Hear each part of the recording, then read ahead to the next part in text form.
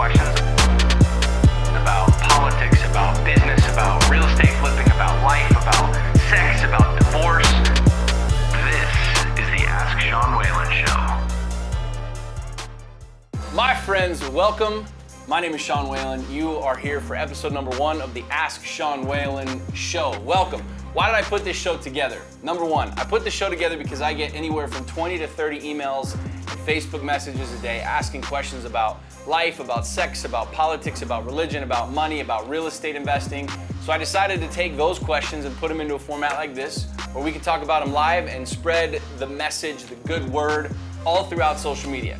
Number 2, we're doing it here in front of the Wall of Freedom. That's what I'm calling this. Is there anything better to call this wall than the Wall of Freedom? So I hired a girl and I said, I want a wall that's patriotic as shit.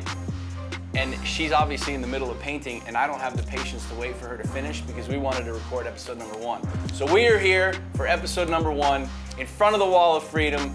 God bless America. Let's start the show. Bradley, so really good question. So I start my day with a really specific ritual, I guess you could call it. There's 4 things that I focus on every single morning. I call them my core 4. So I focus on an aspect of my body, so fitness, having something to do with fitness, whether it's going to the gym, whether it's running, whether it's swimming, whether it's biking, whatever it is. Like, these are non-negotiables for me. I've got to get my fitness in first thing in the morning. So that's the body portion of my core 4. Balance is another thing that I focus on every single morning. The balance is focusing on and working on relationships in my life. So I send out positive texts to family members, appreciation texts, whatever. I focus on whatever areas of relationships that I really want to strengthen and I want to build. Being, which is probably the most, I don't want to say the most important, but my favorite is my study and my meditation. These are non-negotiables. These 4 things I do every single morning. But the being portion is reading at any given time, any portion of 2 or 3 different books. I'll read 2 or 3 chapters from a business book, from a psychology book, from a religion book, from a marketing book, but I'm reading every single morning, getting my brain going. And then meditation. I'll meditate anywhere from 20 to 30 minutes every single morning, like without question. Sometimes that's right when I get up, like I'm foggy and whatever, I'm like things aren't clicking, I'm not getting clear, so I'll go meditate. Sometimes it'll be right before I hit the door and I head to my office, I'll like chill myself out, I'll meditate.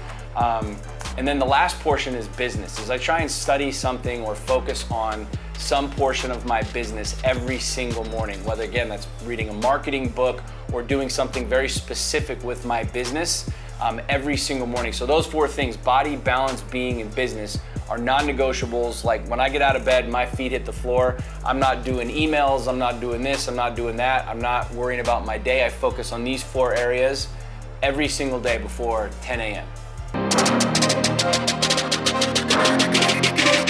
Jamie, good question. So you might or might not know this, but I went through the bankruptcy thing myself. And the biggest lesson that I learned, the biggest piece of advice that I can give you regarding bankruptcy, what to do when we come out of bankruptcy, is not make the same mistakes that got you into bankruptcy. So I went through a huge financial thing in a bankruptcy with a real estate deal that I was working on and lost millions and millions of dollars. But I learned my lesson of being highly leveraged and cash flow and things along those lines. So my suggestion, my advice for you would be to, 1, not freak out about it being the end of the world. You can rebuild your credit, you can buy cars, you can buy houses, there's lenders that will do all that stuff regardless of the bankruptcy. But the biggest thing is look at what you did to get into the situation and just don't repeat that shit. Like, don't do it again. Do something completely different. So if you got maxed out on your credit cards, this, that, the other, I don't know what it is that got you into the financial situation that you were in, but really simple advice, don't do the same shit that got you into the problem that caused you to go bankrupt. Chris, so I've got 2 sons. This is a really good question. I've never been asked this question, like what's the most important thing to think about when raising 2 boys? The more that I think about this, I believe that kids need to have space. Kids need to be able to screw things up. Kids need to be able to be kids. Like when I was a kid, I think about drinking out of the hose and running around all day long barefoot. Like my parents weren't freaking out. Yet today I'm like screaming at my kids to put their shoes on and this and that and the other and the whole thing.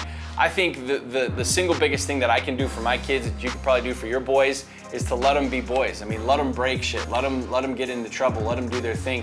Give them the freedom and the liberty and the independence to be able to learn. Like, we live in this society now where like we want to cocoon kids and we want to protect them from everything and ensure that they never get hurt and they never experience pain and they never whatever. And the reality is I mean, I'm 36 years old and I went through some pretty gnarly shit and broke lots of bones and rode bikes without helmets and did a lot of crazy stuff as kids, and you know, knock on wood, I'm still around. So in my opinion, the thing that I do with my boys is I let them be independent. I'm not trying to break up every single fight. I let them work it out.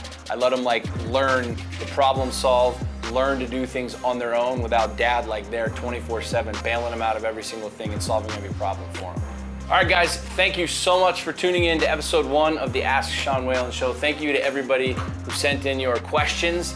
Keep the questions coming. You can get a hold of me on my Twitter. It's Sean_Whalen, at Sean_Whalen. Just tweet me your questions there. I'll respond to them. We'll try and get them on the show. You can also hit me up on Facebook, facebook.com/S Whalen. You can find me on there. Send me your questions either via message or just post them right on my Facebook. So again, thank you for tuning in. I will see you on the next episode of Ask Sean Whalen.